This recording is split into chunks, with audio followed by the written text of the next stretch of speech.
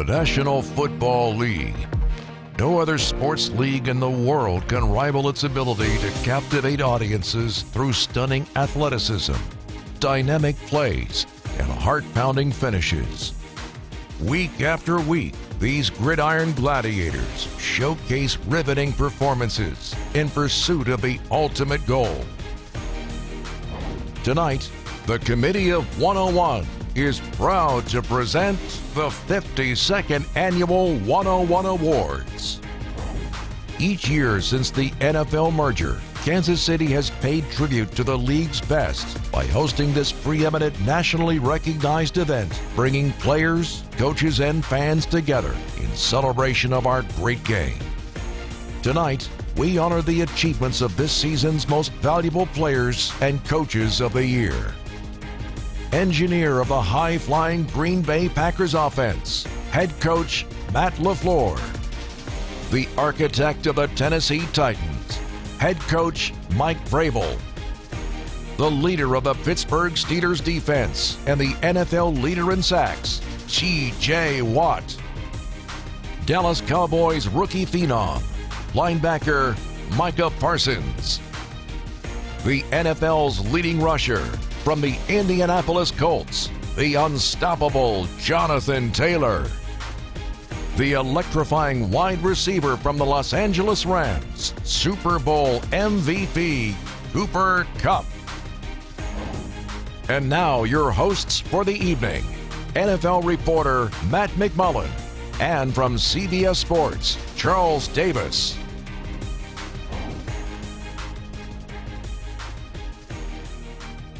Hello, everyone, and welcome to the 52nd Annual 101 Awards benefiting the University of Kansas Health System Youth Sports Medicine Program. We're virtual for a second straight year, but we're so excited to continue this great event once again, a real tradition in the history of the NFL. My name is Matt McMullen. I'm the Kansas City Chiefs team reporter. We're joined by one of my very good friends and one of the very best in the business, Charles Davis from CBS Sports, and we'll also hear from Jeff Chadilla from NFL Network in just a little bit. But Charles, tonight should be a lot of fun. We're going to reflect on another outstanding NFL season and some of the great achievements, the individual achievements we saw throughout the year. Yeah, it's wonderful to be here with you. I'm so excited for you. A lot of people already know you as Stats, all right, and seeing you expand your role, so congratulations on that. But even more so, what an honor to be here for these awards. I mean, for a person like me who deals with the league as a whole, I've known about the 101 Awards forever. And I love the fact that right here, Kansas City, this organization, this team, has such an impact on the rest of the league, and everyone checks in to say, hey, who won that award this year? Who got the 101? Because it means something to this league. We're going to talk about some of the great individual achievements we saw over the course of the season, over the course of the next hour. But first, let's talk about the Kansas City Chiefs Team Awards. There's two awards we're going to give out here tonight. It's the Mackley Hill Award and the Derek Thomas Award. And we'll start with the Mackley Hill Award. It's basically the Chiefs Rookie of the Year. And it's voted on by the locker room, which I think is really cool. It's not the outside media, it's not pundits, it's just the players in the locker room that decide these awards. And Mackley Hill was a tremendous running back for the Chiefs in 1964. He had a great rookie season, tragically passed away far too soon, the very next year in his mid-20s. But his legacy lives on because he showed a great spirit throughout his young career. Everyone recognized that about him. And since 1966, the Mackley Hill Award has been given to a rookie or first-year player that really embodied that spirit. And this year's award winner is rookie linebacker Nick Bolton. I think he certainly showed that spirit throughout the entire year. What a year for Nick Bolton. He became the first rookie to lead the Chiefs in tackles since 1986. Yeah, and it's just a continuation of what you saw him do at the University of Missouri. He was a tackling machine there, became a tackling machine for Kansas City, really adapted quickly to the pro game. A lot heaped on him early in the season, and he carried it very, very well and gave them great play. Congratulations to him. Well deserved. I mean, you said tackling machine. He really was throughout the year for the Chiefs. He was the first rookie to record at least 110 tackles and 10 tackles for loss since Darius Leonard in 2018. That's pretty good company. He was only the 9th rookie since 2000 to hit those marks, and only the 3rd player overall, regardless of rookie status, to do that last season. The thing with him, too, is we knew he'd be a tackling machine out of college, but he was also pretty good in coverage as the year went on. That was the question mark with him coming out of school, but Pro Football Football Focus, analyzes these things. And from week 11 through the AFC Championship game, Nick Bolton was the number 4 linebacker in terms of coverage in the NFL. So he really improved throughout the year. You have to do a little bit of everything at linebacker, and he showed he was up to that task. Yeah, and he came into the league understanding this is the part that's going to be picked on for him. Everyone knew he would tackle like crazy. That was not a non-issue. But can you stay on the field, make plays in the passing game, because that's where the NFL is. And with his athletic ability, with his intellect, with his willingness to work, great work ethic, no one was worried about that part of it. He did adapt well and played at a really, really high level. Now we'll stick with the defense for our second award. That's the Derek Thomas Award. If you're watching the show, you probably know who Derek Thomas was. Of course, one of the greatest pass rushers of all time, Pro Football Hall of Famer, gone from this world far too soon. But our Derek Thomas MVP is once again at Tyrann Mathieu. So sticking on the defense, Tyrann also won this award back in 2019, so his second one. Well, it makes absolute perfect sense that he would win this award for the second time with Kansas City, because the impact that Tyrann Mathieu has had on this franchise, on this organization, on this city, on this league, since he entered the league, coming out of LSU with what I think are the best instincts that you're going to find of any defensive player out there, especially in the defensive backfield. And every year when a new guy comes out, I kind of compare, like, okay, he's got Tyrann Mathieu instincts. He is that type of a player. I remember Derek Thomas awfully well. Played against him in college. Luckily, didn't have to go against because he was a linebacker and I was a defensive back. But I certainly felt bad for our offensive lineman trying to block him. But wow, what an honor for Tyrann Mathieu. He's a well-deserving winner and just a well-deserving person to do this because of his impact so many different places. Yeah, I think if you look up football player in the dictionary, there's a picture of Tyrann He's everywhere. Yeah. Is he a corner? Is he a safety? Is he a nickel? Some linebacker in certain situations. But he always finds where the ball is. And then when he's there, he actually does something about it. He has an impact on the football where it is. Yeah, versatility, playmaking ability, and the biggest of all with Tyrann, I think, is leadership ability. And he showed that throughout his time in Kansas City. Congratulations to our Derek Thomas Award winner, Tyrann Mathieu, and our Mackley Hill Award winner, Nick Bolton. With the 58th pick in the 2021 NFL Draft, the Kansas City Chiefs select Nick Bolton. The Honey Badger eating cobras and picking passes. Under pressure, fires it, intercepted, left side, Honey Badger's got it, 20, 15, 10, 5, touchdown! Wow! Oh, wow! Gordon fumbles, and it's picked up. Nick Bolton, the former Missouri Tiger, with a game-changing play. The Honey Badger came screaming in and dropped for a loss. Stood up by Nick Bolton. Tyrann Mathieu, do you think he makes an impact? Broken up by Bolton.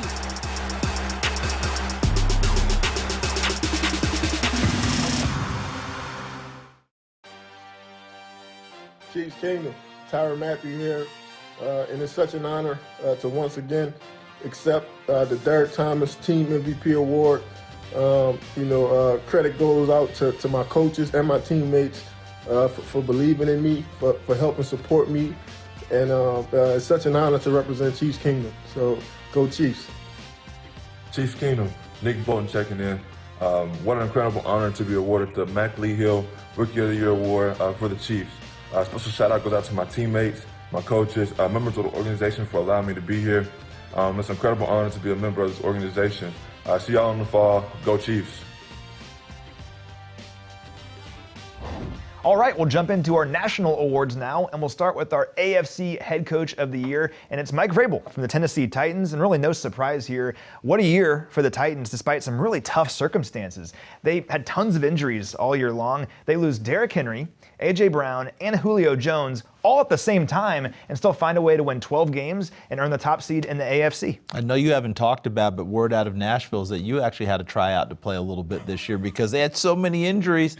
It's almost like Dick Vermeil with the Eagles his first year having that open tryout. Vince Papale. Vince Papale, can you come out and play? But Mike Vrabel did such a phenomenal job, and it's easy to say because he ended up Coach of the Year. But it all started with who he was right from the beginning, from his first day at Tennessee, what he wanted to establish with the culture of that locker room, what he wanted to establish with the team, dealing with the coaching staff he has. Very intentional, deliberate. Messaging never changed. Panic never kicked in. And by the way, if you guys can't play, you guys who are coming off the bench, I need you to play. And by the way, I've got confidence in you getting it done. End up winning 12 games, #1 seed. No one would have thought otherwise if things had gone down the tubes for Tennessee this year. 91 different players on that roster this year. Yeah, an NFL record, 91 different players played for the Titans last year. And like you said, I really think that if things went south for them, if they had kind of a lost season, I don't think anyone would have blamed them. They would have said, hey, they lost their best players, they'll be back next year. But they made no excuses all year long. I mean, when Derrick Henry was out, guys like Deontay Foreman stepped up in a big way. When A.J. Brown was out or Julio Jones was out, Nick Westbrook-Akina steps up in a big way. So guys always stepped up and played big roles when they needed to, and they had a great season. Their most wins since 2008, and I think that really the whole thing was a real testament to Coach Vrabel. Yeah, and if you've met Mike Vrabel, he's the one who would have said, what do you mean lose games? What do you mean because people are out, we can't play? Remember, Mike Vrabel was a third-round pick who turned himself into a Pro Bowl player. While in the NFL, he was never going to back off of anything. He was never going to say, well, it's okay if we don't win this week, guys. That's just not who he is, and the team adopted that whole attitude, and that carried them all the way through. What a great season for our AFC Coach of the Year, Mike Vrabel.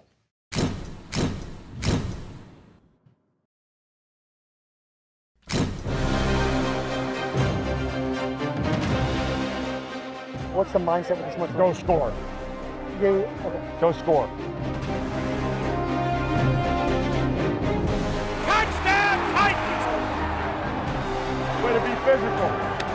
And he comes back, assault the middle of the pocket. The Tennessee Titans are your #1 seed. A first-round bye and home field advantage.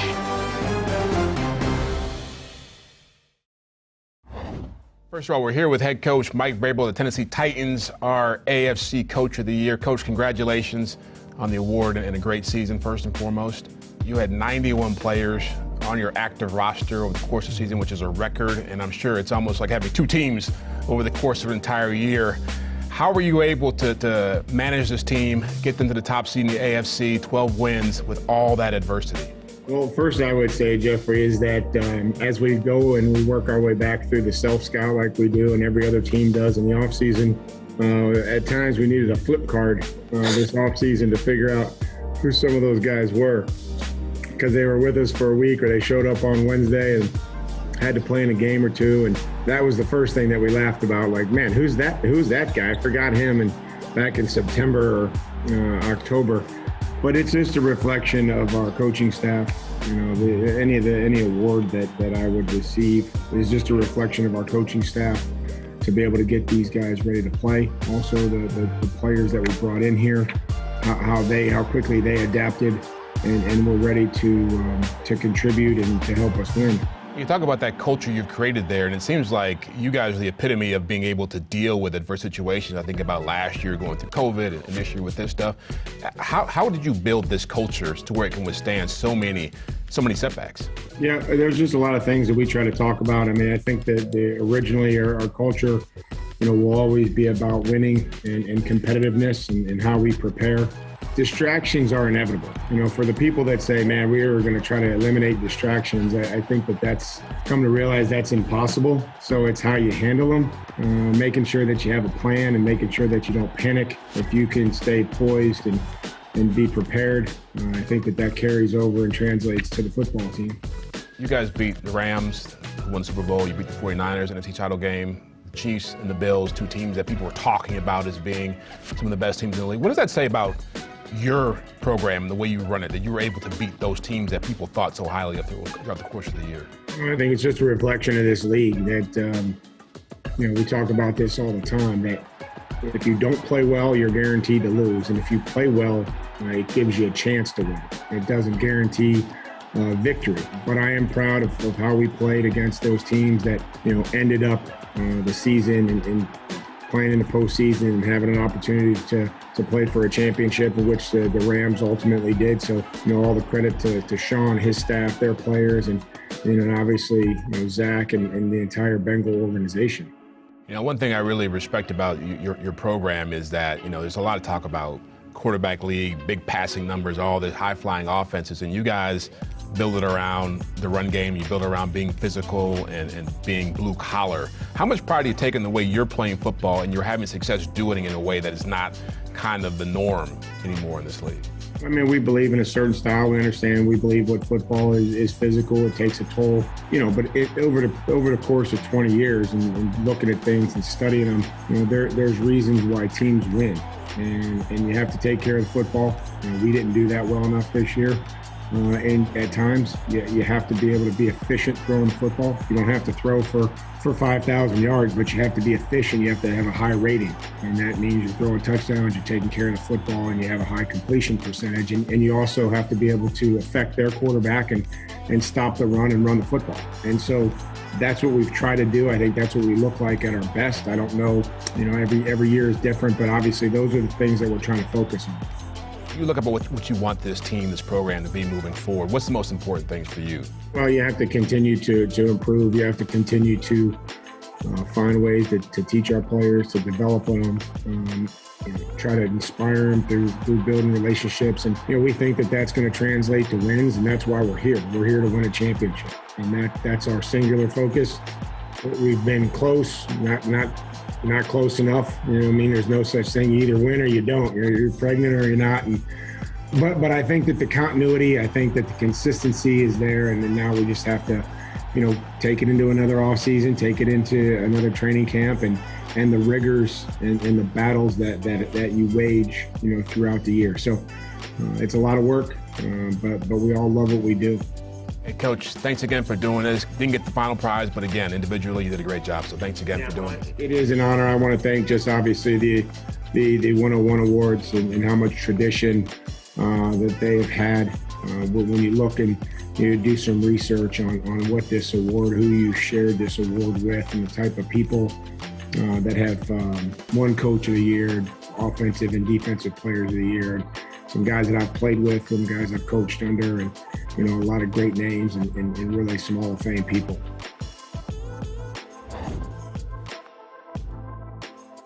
We'll move on to our NFC Coach of the Year now, and it's actually a coach who coached under Mike Vrabel in Tennessee in 2018. It's Green Bay Packers head coach Matt LaFleur.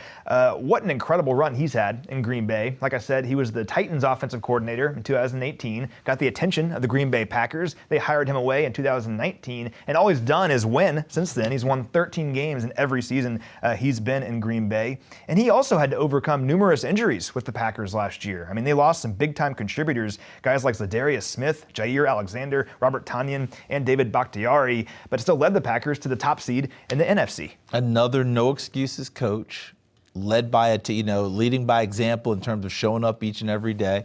I remember 2 years ago, he tore his Achilles in training camp. Got him around on a scooter, had the boot, the whole thing. Still 13 wins in the regular season. I know a lot of people look at it and say, well, he's got Aaron Rodgers. Okay, that's great. But you just mentioned David Bakhtiari, his left side protector, didn't play a snap for the season. Still found a way to get that offensive line going. Aaron Rodgers having a big year, but he also made a big move as a head coach in changing defensive coordinators. When he didn't really have to, but he thought they could be better, made the move. It brings in Joe Barry. They have a heck of a year on defense and end up being the #1 seed in the NFC. I'm glad you mentioned Rodgers, though, because we think about Aaron Rodgers, of course, a future Pro Football Hall of Famer, one of the best quarterbacks in the game. And yeah, he was there already, but the Packers, before LaFleur got there, hadn't won 13 or more games since 2011. It had been a long time since the Packers had reached what they really believe is their standard. And when he got there, he changed everything. They went to 2 consecutive NFC Championship games and then the top seed last year. He's really kind of reaffirmed that Packers culture of we should be in this game every single year. And he's kind of brought that back to Green Bay in a lot of ways. Certainly has. And so many people were wondering, how's the quarterback going to mesh with the new coach and the new play caller? And look, it looked like they had some bumps in the beginning. But who doesn't when they first get together? Guess what? Those bumps are smoothed over in a big way. Aaron Rodgers very happy to play for Matt LaFleur and play in that offense, and we've seen the production. And overall, too, don't forget, as a head coach, it can't just be the offense that you're worried about or one side of the ball. He has his hand in everything on that team. They continue to get better all the way through. Congrats to Matt LaFleur. Well-deserved. The Packers have the most regular season victories in the NFL since 2019. The man behind all of that is our NFC Coach of the Year, Matt LaFleur.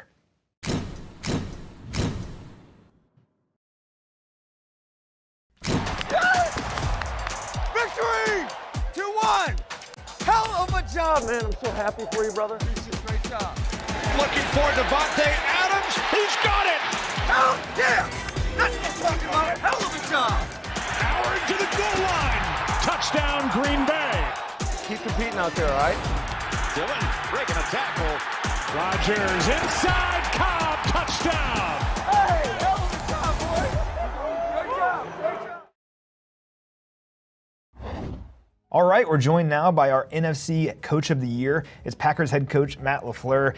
Coach, congratulations. There's so many great coaches in the NFL, but what I think made you so impressive this past year is the Packers had to navigate so many different injuries, losing players for various reasons, and you kept finding ways to win games despite all of that.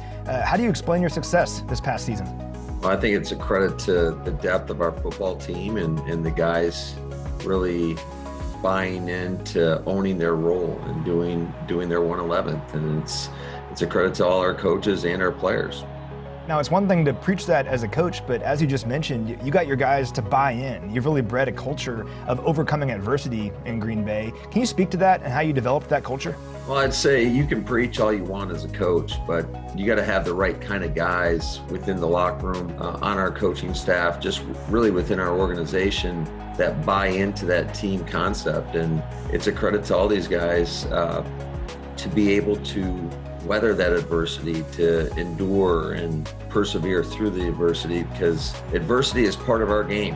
And the teams that typically end up on top have a way of doing that. But again, it goes back to the people, the guys on the team, everybody within our organization. And it's just a great credit to their ability to persevere through some tough times.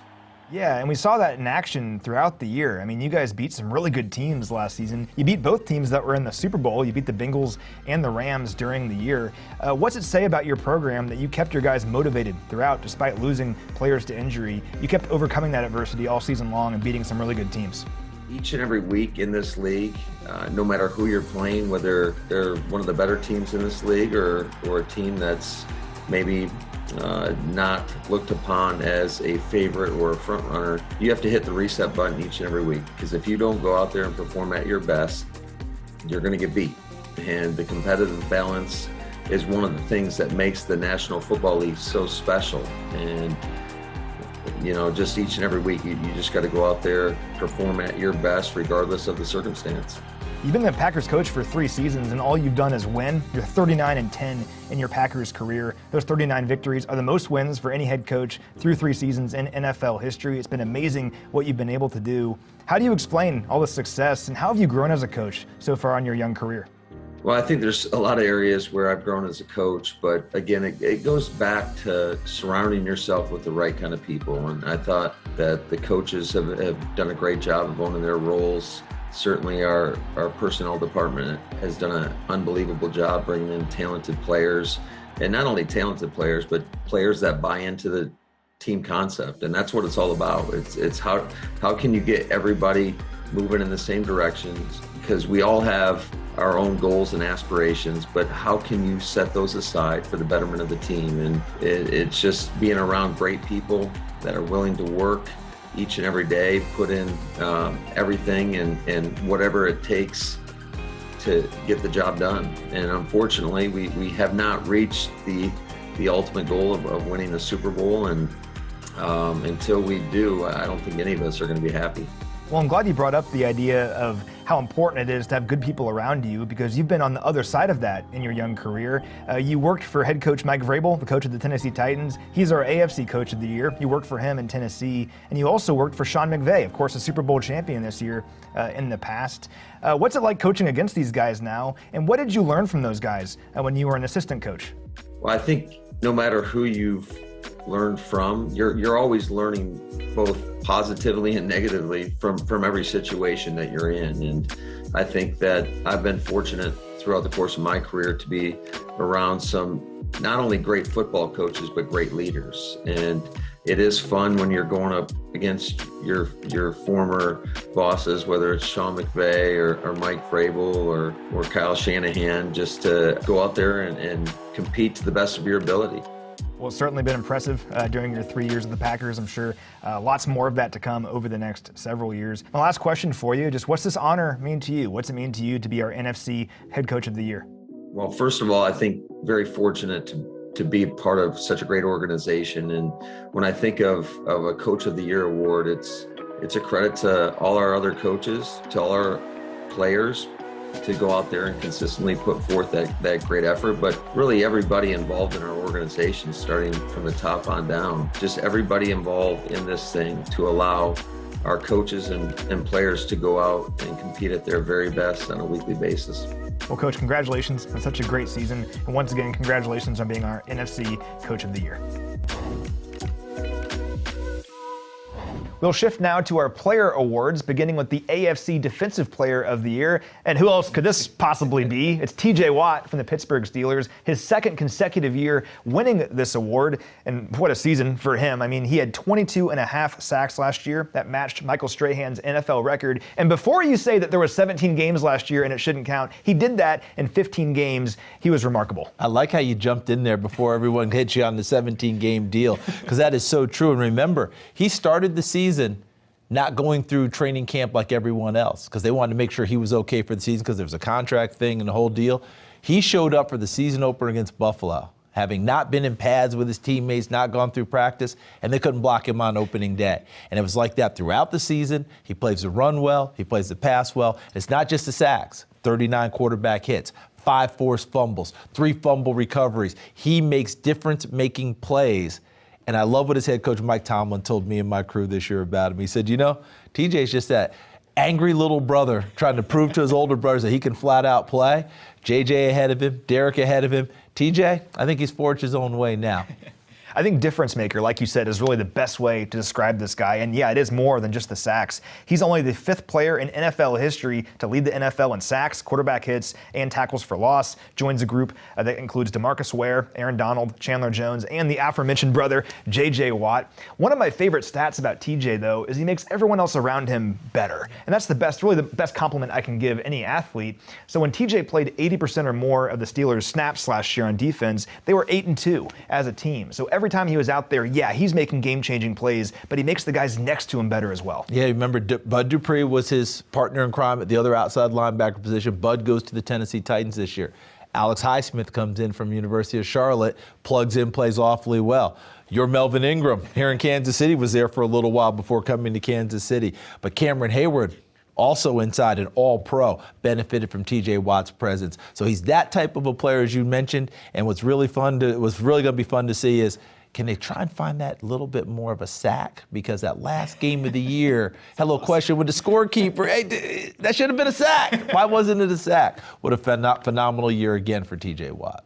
Something must be in the water at the Watt household, considering that in 6 of the last 10 years, either JJ or TJ Watt has won this award, and we're continuing that here this year with TJ Watt winning AFC Defensive Player of the Year.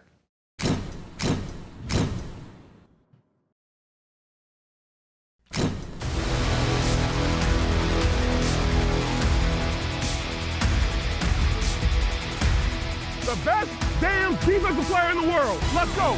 Yeah. Big rush. TJ Watt has the sack.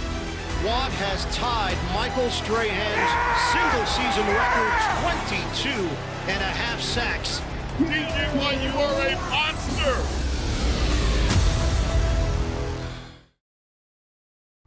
We are here with TJ Watt, our AFC Defensive Player of the Year again. First of all, congratulations for this. A great honor once again. Thank you. It stinks that I can't be there in person. I know we tried to make it work this year, but we'll do for this for sure. I'm just excited to be here receiving the award again. This year, with 22.5 sacks, tying the NFL record for single-season sacks, does it mean more? Are you getting tired of it? Are you just sort of, how does it feel this time around? It feels great. I mean, just so many people have helped me along the way, and I think it's just always important to keep reminding those people that they helped me get to where I am today. And I mean, that's just not my family, my friends, my fiance. It's obviously the Steelers, all the players, all the coaching staff, and all the people in that building to help me to get to where I am today. And I'm not going to be satisfied until we're raising a Lombardi trophy, but trophies like this are very hard to come by, so I don't take anything for granted. Let me ask you, when you wound up tying that record with Michael Strahan at the end of the year, It's significant. I mean, there's only so many guys in this league who've been over 20 sacks, period, but to be able to go to 22 and a half, what'd that mean for you to put yourself in that company in the record books? Yeah, it's huge. And I know with the extra game, who knows if that record will get broken sooner than later, but just to be able to be cemented in NFL history with a great like Michael Strahan is great company. And it's not anything that I was really shooting for at the beginning of this season, but it's just one of those things that as you kind of go throughout the season, you find yourself getting into a nice little rhythm where the sacks just start piling up. And then towards the end there, was lucky enough to have an opportunity to tie the record. Mayfield wants to throw a big rush. He's sacked. T.J. Watt, number 4. T.J. Watt, you are a monster. Well, I know this was a year that was a little bit of a grind for you guys. You guys have been used to winning the AFC North and putting up 12, 13 wins, and it was kind of a struggle in the playoffs. But when you look back at this year and what this team accomplished, what do you feel about what you guys were able to do under so much adversity? I feel like every team always has the injury bug at some point throughout the season. We definitely had it, especially on defense, and I'm just proud of the way that we were able to still culminate a good season, make the playoffs. And like I said, it's never going to be enough. I feel like we have a lot of key components left on our defense. And like I said, I always focus on the defensive side of the ball because that's mainly what I can control. Just trust the coaches and the guys upstairs and the other guys on the offensive side of the ball to get the job done themselves. I know so many people have talked about the amount of quarterbacks coming into the AFC, coming of age, like the Mahomeses and the Josh Allens and the Justin Herberts, the Joe Burrows, and I look at someone like you can make their life pretty difficult if you want to. How much do you look forward to the challenge of taking on these kinds of quarterbacks moving forward in your career? That's why I love playing the NFL, is you're always tested. Each and every week there's nothing given. And, everybody's on scholarship. I mean, everybody's getting paid so much money to play this game. They're the best of the best. And just even the AFC North, we have all #1 draft picks in Baker. You have Lamar as a first-round pick, and same with Joe Burrow. So, I mean, we have it in our own division, but then obviously you go throughout the whole AFC being tested, and that's just going to bring out the best in us. And I'm sure it's going to stress out the coaches a whole lot, but at the end of the day, our job is to get after the quarterback, so I'm excited about it. I always feel like I end up talking to you about your brothers at some point. I know last year your brother was a free agent. I think you were at his house, or you guys were at some cabin in Wisconsin when we talked. Yeah. But he was on the stage with you at the NFL Honors when you got the Defensive Player of the Year award from the Associated Press. And I'm wondering what that moment meant to you and what this whole run has meant for you to be able to have your brothers in the league and be around for this kind of success. It's been very surreal. I mean, I went on the whole media tour with him when he was going through it all. I mean, like I said, I was at the 101 Awards with him in Kansas City back in, I think it was 2015. And I've been to that award show, the NFL Honors, to see him win that NFL Defensive Player of the Year 3 times. So it's kind of, it's just so surreal to be going through it myself, and it's a very pinch me moment. But like I said, it's just so special that my brothers and I have the bond that we do, and JJ and Derek, and those guys have pushed me so much throughout the years, and they're going to continue to push me and keep me grounded and wanting me to be more successful. And I'm just very grateful for the relationship that I have with them. You mentioned your brother winning this award 3 times. If I'm talking to you next year, does he lose bragging rights in the family? We're getting close.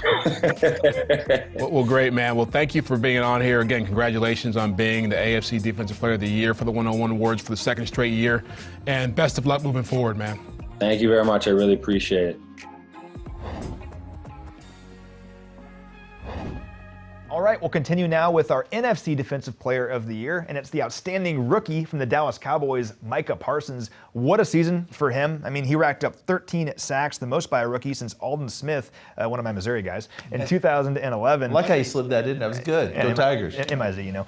He tied the NFL lead with 20 tackles for loss. He was just a do-it-all playmaking machine for the Dallas Cowboys. In this era of football, we keep advancing what our terms are. Remember when it was hybrids? Guys who could do more than one thing. Now we like to use the term positionless player.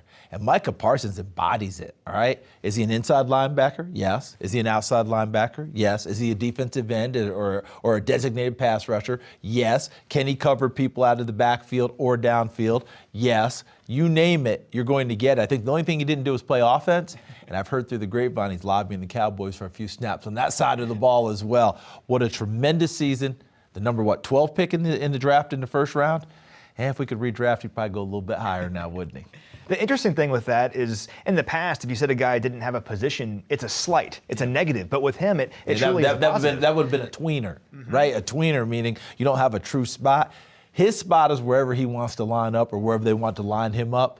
Impact on the game, Micah Parsons had it last year. Well, and something that really indicates that is, 13 sacks, but also 80 tackles. So a lot of pass rushers that have a bunch of sacks, if you look at their tackle total, they have like 25 tackles because all they're doing is getting after the quarterback. Yeah, that's important. But for Micah Parsons, like you mentioned, I mean, he's getting after the quarterback as an edge rusher, but also playing the run as an inside linebacker. He's getting out there in coverage because he's such a great athlete and breaking up passes. He did a little bit of everything for the Cowboys, and that's really why he's so valuable. So valuable, and don't forget his intellect, don't forget his smarts, because to have a game plan for Micah Parsons, and I always accuse coaches of doing this, they have what I call whiteboard fever. All right, this player, well, I can put him here, I can put him here, I can put him here, I can put him here. But if he can't master that, if he can't master the assignments, know the nuances, know where he's supposed to be, know how to make the adjustments, and from snap to snap, Micah Parsons was playing different positions. So let's not forget this, the brains that go along with it, as well as the great play that we saw and the heart that we saw on the field too. The Cowboys were looking for a defensive playmaker with the 12th overall pick in the draft last year. I think they got one. Our NFC Defensive Player of the Year, Micah Parsons.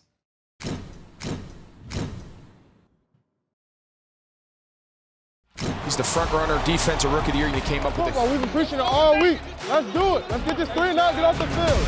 And sacks for Parsons, and he is trying to turn this game around by himself.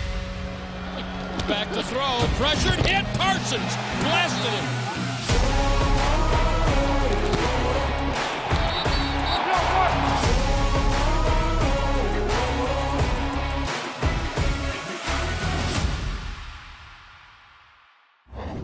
So we're here with Micah Parsons, our NFC Defensive Player of the Year. Congratulations, first of all. When you came into the NFL, the 12th overall pick in the draft, you go to the Dallas Cowboys, everybody said you were the best defensive player in the draft. What were your visions for this year? How do you think it playing out for you? I think my visions, everything that I ever wanted, I think I got. I didn't think I put myself up in that Defensive Player of the Year category coming in. I was like, I didn't want to say I was going to do that and not know how it would play out. When it comes to making the Pro Bowl and being Defensive Rookie of the Year, that's how I visioned it. I just came in with a chip on my shoulder and came in ready to work. Hey, we need to step it up on defense. When you talk about the success you had in this league, week 2, DeMarcus Lawrence goes down, the Cowboys decide you're a linebacker, but you're playing defensive end now, which you did in high school. I think that's pretty much when your career took off in the NFL. Can you talk about what that moment did for you and why you were so successful at that position? Obviously, everyone knew I had like a pass rush background, but that was something that I was working on throughout camp with some of the guys on the team. And, that's just taking advantage of your opportunities. Your best ability is availability. I always said something I learned early on. So the more I could do, the more I could get on the field. So, one of my mentors is like, go full throttle, don't look back. He's like, you never know how it's going to turn out for you. And that's what I did. Kind of got me into a groove. And I think once you get into a groove, it gets real groovy. Well, it seemed like, I know it wasn't easy for you, but you made it look easy. Why were you able to have so much success as a pass rusher, going against top-tier talent at left tackle and right tackle? I would just always say, like you said, that lion always hungry, that killer mindset of, no matter where you are in the field, dominate, You got to be the killer. You got to be the guy, because you got to look at life, and no matter what positions or battles you're in, there's going to be times where you got to overcome things. I feel like that was a time where I had to overcome my fears or whatever I was doing. I was like, this hasn't been a position I played in so long. But you got to be a killer, and you got to do what you're, paid to do. So even if I didn't do good at it, I wasn't scared to fail by giving it my all. Let's go, baby. Way too fast for them. I know Dallas is a football crazy town, and I know you've been in a lot of big, crazy football places like Penn State, and Harrisburg's got a great history. Like, how did your life change as you began to blow up? Because again, being in that town, being a star and being a Dallas Cowboys player, a lot comes with that. Yeah, obviously it comes with great responsibility. And that's why when I held up that wall, I was like, this is a sign of hope, because, growing up, we always see talent wasted, and sometimes we actually see talent grow to the things that we believe it can grow to. So I think it was very important for me to stay home and represent Penn State and get my degree to show that, we're not just football players, we can also be educated and, coming here at an opportunity to flourish and do what I had to do. And, I think a lot of us have hope and have dreams, but we often don't have a lot of people to look up to or people who have done it, and we just have people who talk about it. I just think it's important to have that hope and belief in someone who's done it. And I'm still young, so I can kind of relate to everything they're going to. It's not like I'm, an older guy, and, I just taking on that responsibility, kind of being that guy of hope to my city, and I just think that's important to me. I saw a lot of jerseys there, and I see Patrick Mahomes' jersey in the background there. Like, when you think about how far you've come and some of the people you've been able to associate with, being at the Pro Bowl and seeing all these stars around you and knowing you're a star now, like, how does this affect you now? You seem to be a pretty humble guy, but how does it affect you? Oh, man, it just makes me want to be great like those guys, really. I mean, it don't make me feel like I need to turn down. It makes me feel like I got to turn up. I'm looking at these guys like, damn, I'm such a big fan, can't believe I got these guys' jerseys. That's kind of like how I want to be to the next generation, or to these guys myself. I want them to become fans of me. So I mean, you just want to work harder and just keep getting better. Okay, man. Well, thanks a lot for doing this. Congratulations again for being our Defensive Player of the Year in the NFC, man. And best of luck going forward. Sounds like your career starting off pretty strong right now. Yeah, hopefully we'll be having this conversation again next year, and I have another Defensive Player of the Year trophy.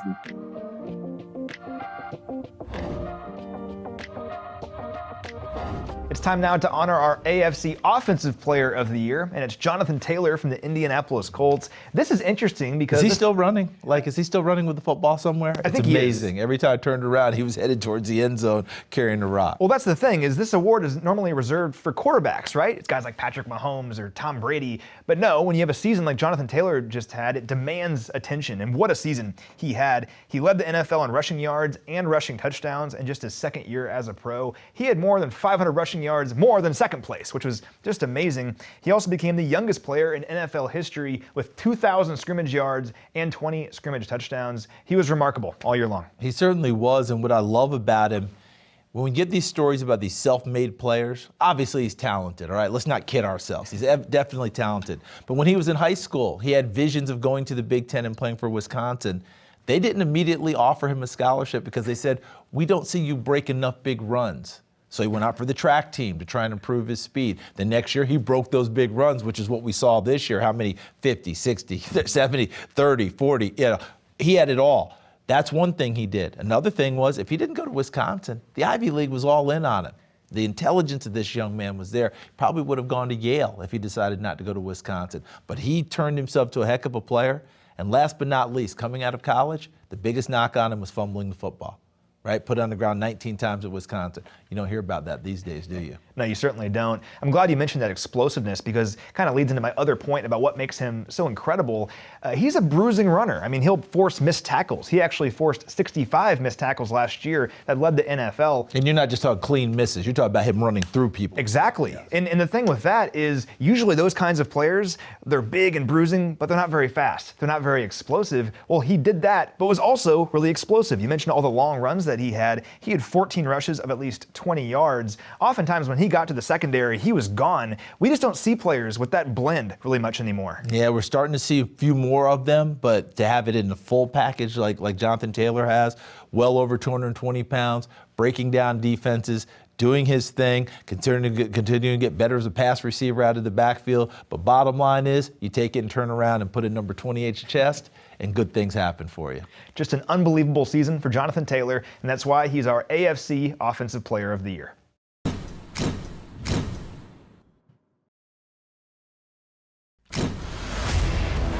It's 18 time now. Hands off to Taylor. Taylor, big run.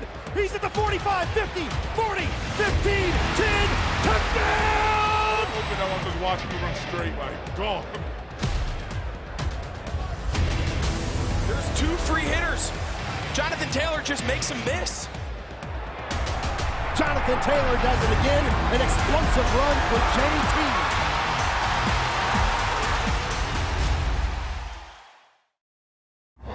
All right, we're joined now by Jonathan Taylor from the Indianapolis Colts. And Jonathan, congratulations on being our AFC Offensive Player of the Year. What's up, man? How's it going? Thank you so much. I'm doing well. I appreciate you taking the time out to speak with me. It's been a fun year. I'm excited, but truly thankful to be named Offensive Player of the AFC. Yeah, well, you deserve it, too. And what's unique about this is this award is typically designed for quarterbacks. Only a very elite fraternity of running backs have been named AFC Offensive Player of the Year by the Committee of 101. You've joined that group now, and I'll read off some names here of guys that you're joining. It's guys like LaDainian Tomlinson, Terrell Davis, Marcus Allen, Christian Okoye, Earl Campbell. I mean, absolute legends of this sport. When you hear those names and realize that you're joining those guys now as one of the best players in a single season at running back in NFL history, what's that mean to you? It's amazing. It's amazing to be mentioned with those guys, but it's amazing to be surrounded by the team and the personnel that I'm surrounded with. I mean, I have selfless receivers, who are willing to go out there, ZP, Michael Pittman, who are willing to go out there and crack safeties or try to crack a linebacker. And then, the offensive line we have up front. I know a lot of those guys weren't blessed to have so many of those pieces placed around them to make the job so easy for me, but I'm just so thankful to be mentioned with those guys, and two, to be surrounded by the teammates and personnel that we have. Well, you're humble, but we're going to talk about your amazing season here because it was not ordinary by any means. You had 1,811 rushing yards this season, 18 rushing touchdowns. Both of those marks led the NFL. You also led the NFL in yards from scrimmage with over 2,000, and you're the youngest player in NFL history to ever have 2,000 scrimmage yards and 20 scrimmage touchdowns. Have you had a moment now in the offseason to kind of look back and say, that was a pretty good season, I'm pretty impressed with what I was able to do? I definitely had time to look back and reflect, being as though we weren't able to get to where we wanted to go at the end of this year. So definitely had some time to look back, reflect, review some film, and it's pretty exciting, especially just to be able to come in my rookie year with the COVID year that we had, and still having some COVID implications going into my second year, and still being able to focus, still being able to play at a high level is something that was really exciting. And then looking back, just amazing how, not just myself, but every team in the league were able to play at a high level with the implications that we had over the past 2 years. Every time I look up, JT's in the end zone. Like, well, damn. Now, one part of your game that was so impressive last season was your ability to break tackles. Explain to me your mentality as a runner out there, always breaking tackles and never going down at first contact.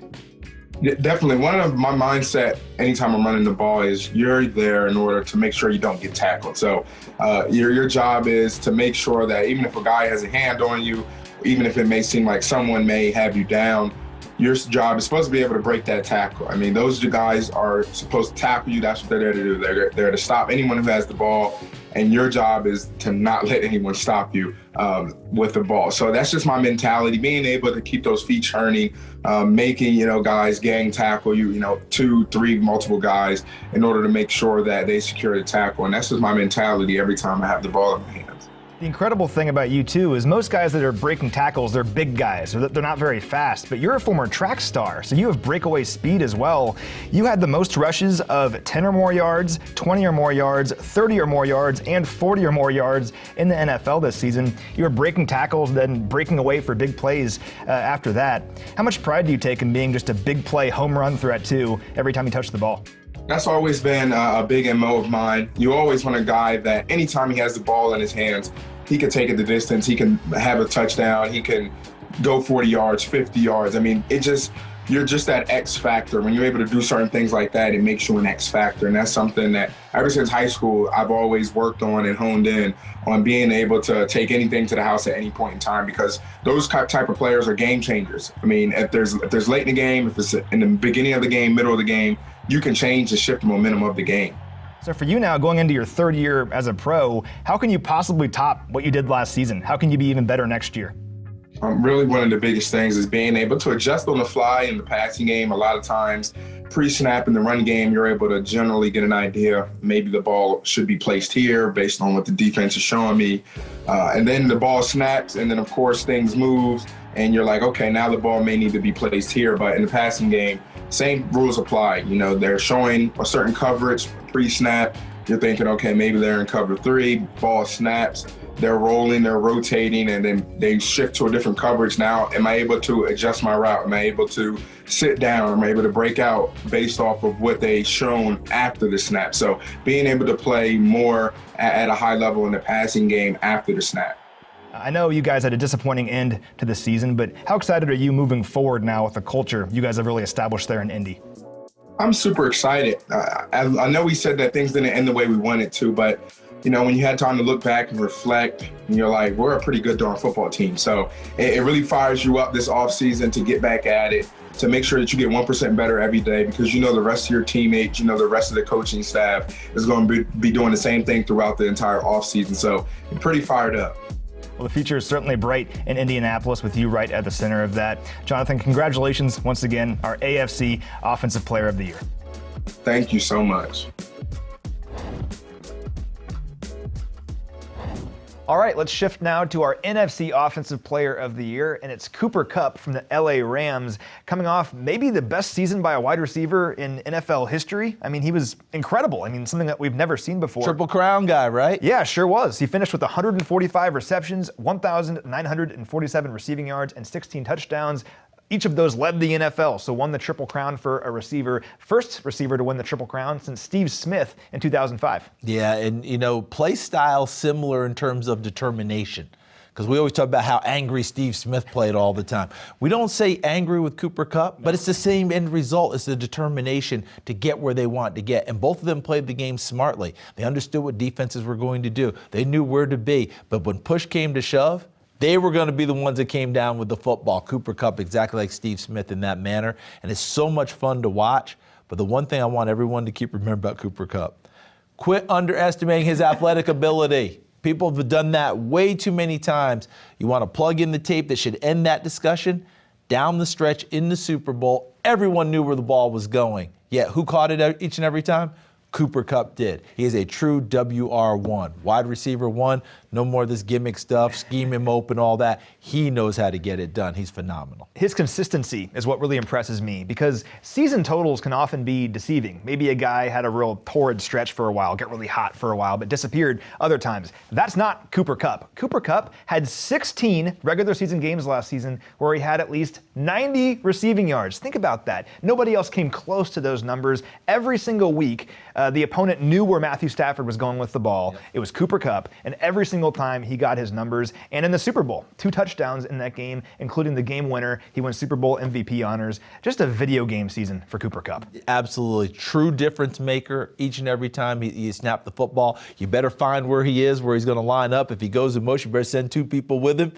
And I love the fact that the bloodlines are there. Grandfather, NFL player, offensive lineman, blocked for Archie Manning with the New Orleans Saints. Father, quarterback in the NFL with Arizona for sure. And then, of course, here's Cooper. And by the way, we always talk about basketball players being gym rats. This guy had a key to the football facility and stadium at Eastern Washington, so he could work out at any time. And his poor quarterbacks never knew when they were going to get a phone call in the middle of the night. We say we throw a little bit right now. It's 2 o'clock in the morning. Let's go throw a little bit. That's how you become WR1 and the Player of the Year. Well, it's paying off. His mantle is getting pretty crowded at this point. He just had maybe one of the best seasons for a wide receiver in NFL history. He's a Super Bowl champ, a Super Bowl MVP, and our NFC Offensive Player of the Year.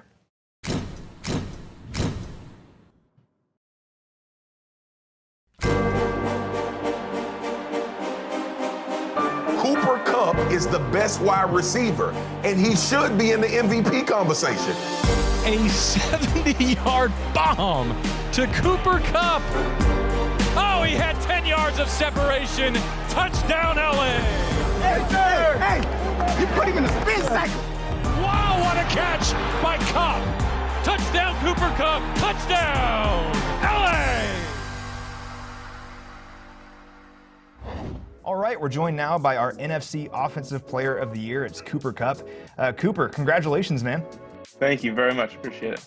Yeah, very well deserved. I mean, what a season for you. You became just the 4th player in the Super Bowl era to win the receiving Triple Crown. You led the NFL in receptions, receiving yards, and receiving touchdowns. That does not happen often. The last guy to do that was Steve Smith way back in 2005.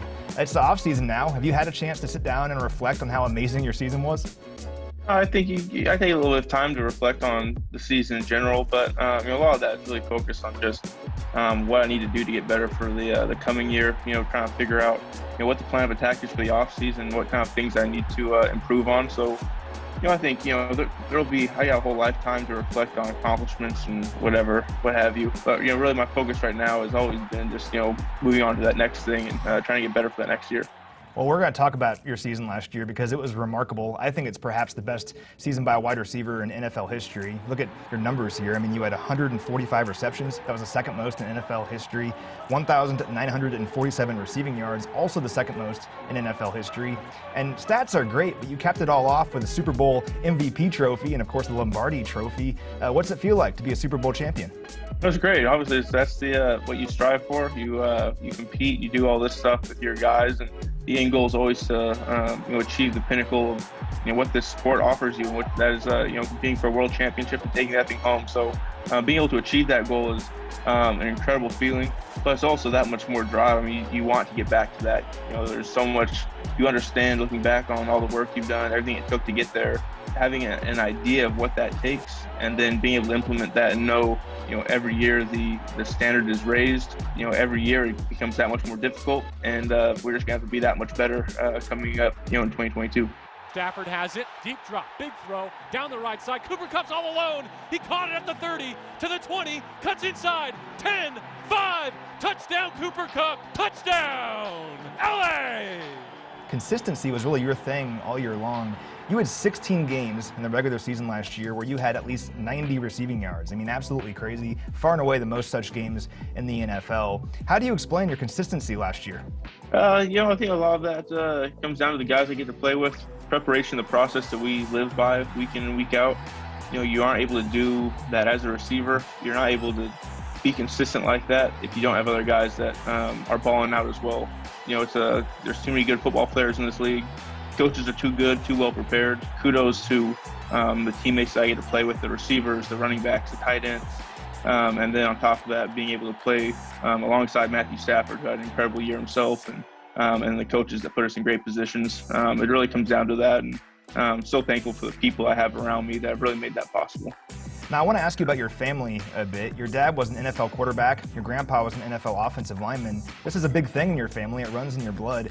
What's it mean to you to kind of carry on this NFL tradition of Kupps playing in the league?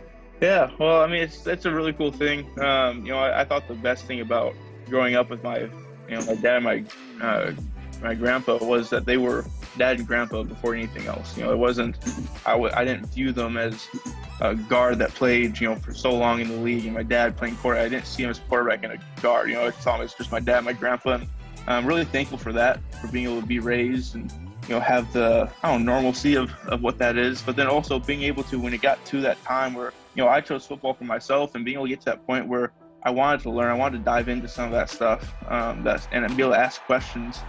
I had that right there, at home. So being able to have that kind of right there at my disposal was a huge blessing, but really most thankful for just who they were as my dad and my grandpa. Stafford looking left, works through his progression, fires underneath the goalpost. It's Kupp again! Touchdown! You've always proven people wrong, and I think your mental edge is the reason why. I mean, you had a stellar high school career, but you were lightly recruited. You end up at Eastern Washington, had an incredible career where you broke all these records, but you still go in the third round of the draft. But look at you now. I mean, you're a Super Bowl MVP, arguably the best receiver in all of football. What motivates you to keep proving people wrong? Yeah, well, what motivates me is not so much the people. I mean, I'm not motivated to prove anyone wrong. That's not why I do what I do. I don't hold grudges or anything. I think, certainly there's been people in my life that haven't believed in me the way that I believed in myself. And I've also had people that have believed in me from the beginning, that pushed me. And I'm thankful for both sides of that. I wouldn't be where I am today without the people pushing me to be great. I wouldn't be there without the people, pulling me back and trying to keep me from getting there as well. It's a forward motivation. It's not anything that's any baggage or anything that I carry with me that motivates me to get up and go. There's no weight on my shoulders or anything like that. It's really just the freedom to step into whatever it is that's in front of me and pursue it with everything I got. Yeah, well, if there were any doubters, I think they're all gone now. I think everyone believes in you here at this point. I'm so excited to see what happens with you throughout the rest of your career. Cooper, once again, congratulations on a great season and being our NFC Offensive Player of the Year. Thank you very much. Appreciate you. Well, that's just about a wrap on our show, everybody. Thank you so much for watching, and congratulations again to all of our recipients. We're not done yet, though. Before we wrap up, let's hear from our good friends at the University of Kansas Health System Youth Sports Medicine Program about the great work that they're doing. Good evening. I'm Bob Page, President and CEO of the University of Kansas Health System. Hi, I'm Tammy Peterman, President of the Kansas City Division of the Health System. We are honored to be the official healthcare provider for the Kansas City Chiefs and humbled to be the beneficiary of the 101 Awards. Tammy and I want to express our sincere gratitude for this opportunity to say thank you to the 101 Awards sponsors and our partners, the Kansas City Chiefs. 2 years ago, when we were together to celebrate the 50th 101 Awards, we never imagined that 2 years later, we'd still be in the midst of a global pandemic. That said, we are excited the light at the end of the tunnel is getting brighter every day. The past 2 years have been full of unexpected challenges, and the latest surge of COVID-19 patients this past winter truly put our care teams to the test. Teamwork has never been more important. And we know teamwork is also critical for the Chiefs organization.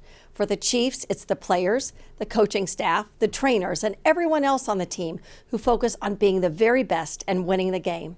At the University of Kansas Health System, our entire team is focused on ensuring every patient receives the very best care in the safest way possible.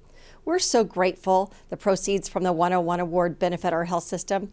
This year, your generosity is helping the University of Kansas Health System provide care that ensures young athletes across the region stay safe and stay in the game. All right, here we go. Left middle. Watching 17-year-old Michael Solomon run those drills, it's hard to believe he was sidelined for a season by a tackle that landed him on his collarbone. Ouch. I heard it snap and I was like, it's broken. An X-ray confirmed it. The University of Kansas Health System's orthopedic surgeon, Dr. Paul Schreppel, repaired Michael's fracture.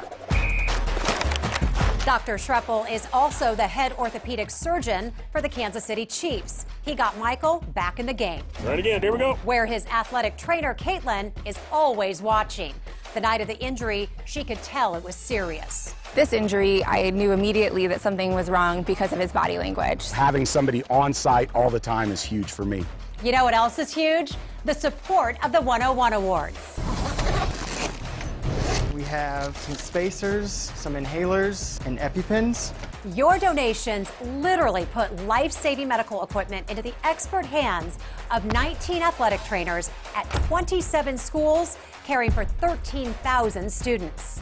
And EMT tooth saver for an athlete that has a tooth that becomes dislodged. You can tell this is not your average emergency kit.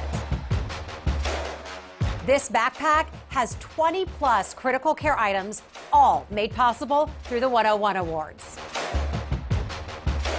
First, we've got to calibrate the cameras to your body and the markers. Donations also funded this QualAssist 3D motion capture analysis to improve sports performance. Now we can see his digital skeleton on the screen.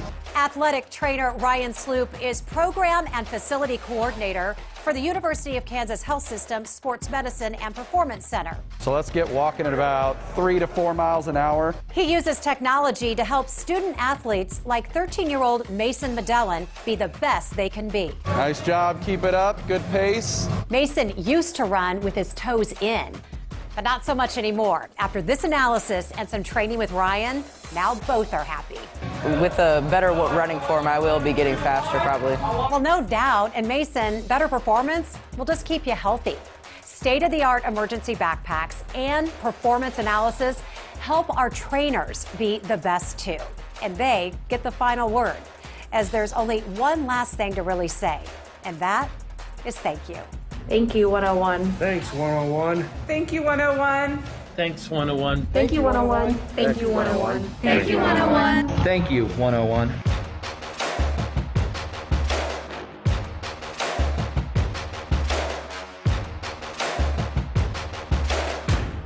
What an amazing video. We've said before our health system is a competitive organization, just like the Chiefs. We have a saying here, we're proud but never satisfied. The same thing can be said for the Chiefs. We have many reasons to be proud of what the Chiefs accomplished this season, but we know they won't be satisfied until they win the next Super Bowl. During the past 10 years, we have been the healthcare provider for Chiefs players, staff, and fans. The Hunt family and the Chiefs have stepped forward to sponsor important fundraising and awareness activities which benefit cancer patients and our concussion management program. Chiefs players visiting our hospital bring a joy to patients when they need it most. Our relationship is so much more than a marketing sponsorship. We share a vision, a partnership, and something we're proud to be part of. Thank you again to the Chiefs and everyone involved in this year's awards for your generous support of the University of Kansas Health System.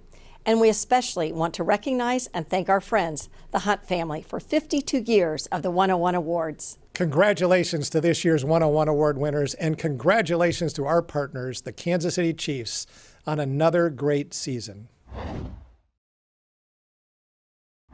All right, a big thank you to the Hunt family, the Kansas City Chiefs, the University of Kansas Health System Youth Sports Medicine Program, and of course the Committee of 101 for making this outstanding event happen once again. Such an honor to be a part of this event, an event that's truly part of the history of the NFL for 52 years now. It's an honor to be a part of this event, honored to sit here with you. Congratulations. I thought you did a fantastic job. Congratulations to all the people who won awards. They earned them. Yeah, thank you so much, everyone. And congratulations, like Charles said, to all of our recipients. Another outstanding event. For Charles Davis and Jeff Chadia, I'm Matt McMullen. Thanks for watching, everyone.